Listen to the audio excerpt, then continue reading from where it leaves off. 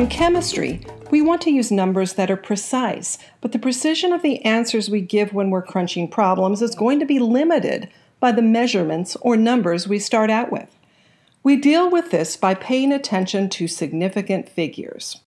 When you work with data, there are two kinds of numbers you'll run across: exact numbers and measured numbers.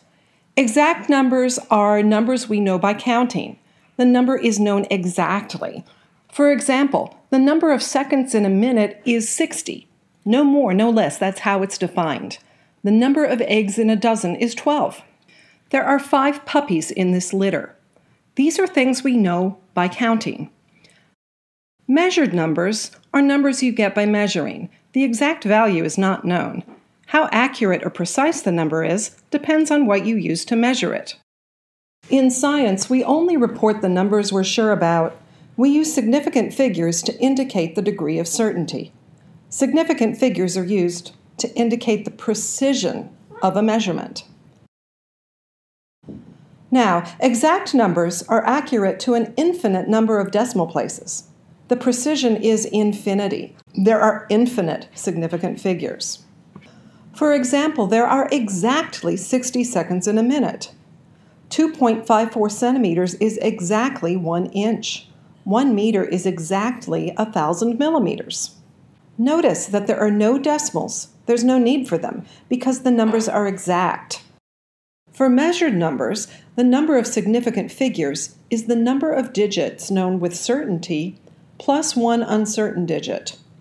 For example, 2.2405 grams means that we're sure that the mass is 2.240 grams, but we're uncertain about the 10,000ths place. When we're given a measurement, there are rules for what does and what does not count as significant. Case number 1. We have a number, 3,090.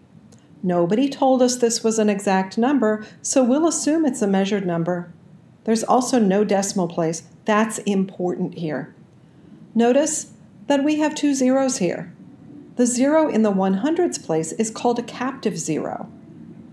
It's between 2 non-zero digits. The 0 at the end is called a trailing 0. Captive zeros are significant. They're known quantities. But trailing zeros are not significant if there is no decimal. Time for a quick quiz. How many significant figures in 12,009? If you said 5, you're correct. The 2 zeros are captive zeros. They count. How many significant figures in 99 million? The answer to this one is 2. The 6 trailing zeros don't count. They are not significant figures. And one more, 520 pencils. The answer here is infinite because this is an exact number. It was counted, not measured. So let's go to case 2, cases where there's a decimal. As in case 1, captive zeros are zeros that are between 2 non-zero numbers. They are always significant. Leading zeros are the ones that occur before the first non-zero digit. They are not significant. When you're dealing with decimals, your first significant digit is going to be the first non-zero number on the left. Even though trailing zeros were not significant in the numbers that didn't have decimals, they are significant if they happen after a decimal. One more time, captive zeros are the result of measurement. Leading zeros just tell us where the decimal place is. Trailing zeros are assumed to have resulted from measurement if they are after the decimal point. Quick quiz. How many significant figures in 55.0? The answer, 3. In this case, the trailing 0 is significant because it comes after a decimal. Now, how many significant figures in 76.607? The answer is 5. The captive 0 is significant. Now, how many significant figures in 0.0008324? The answer is 4. The leading zeros are not significant. They just tell us where the decimal place is. This works when you have units as well.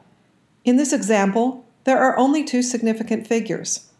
Although the zeros could be significant, maybe that's what the person got when they measured it, they could also be placeholders. We don't have enough information to say either way, so we can't count them as significant. Quick quiz. How many significant figures in 23.40000 grams? Answer: 7. There's a decimal point, so all of those trailing zeros are significant.